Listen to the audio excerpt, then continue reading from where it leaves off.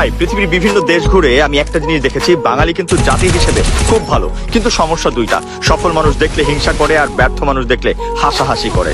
সমাধানও কিন্তু একই।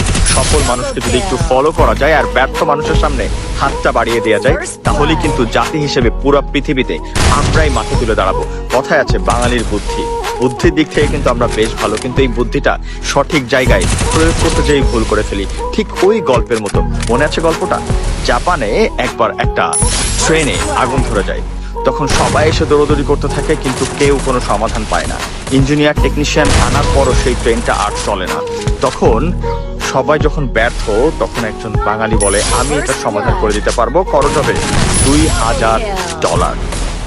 ট্রেনের মালিকও রাজি হয়ে যায়, আর যথারীতি তাকে সুযোগ দেওয়া হয়। যখন সে খুঁজে খুঁজে জাস্ট একটা ছোট্ট তার কানেক্ট করে পুরো ট্রেনটা স্টার্ট করে দেয়, তখন মালিক বলে, ভাই তারের দাম তো মাত্র $2, এই তারটা আপনি রিপেয়ার করেছেন, কিন্তু আপনি $2000 চার্জ করছেন।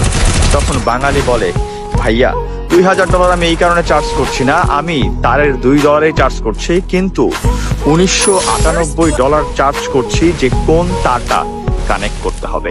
So this is the point. আমরা সবাই বুঝতে আশা করি সবাই বুঝতে পারছেন।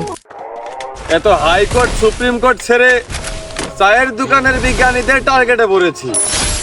শালাদের ঘুমানোর খাট নেই, পিঠের নিচেই তক্তা, তোরাটে বসে ভাব ধরে যেন ওরাই প্রধান বক্তা।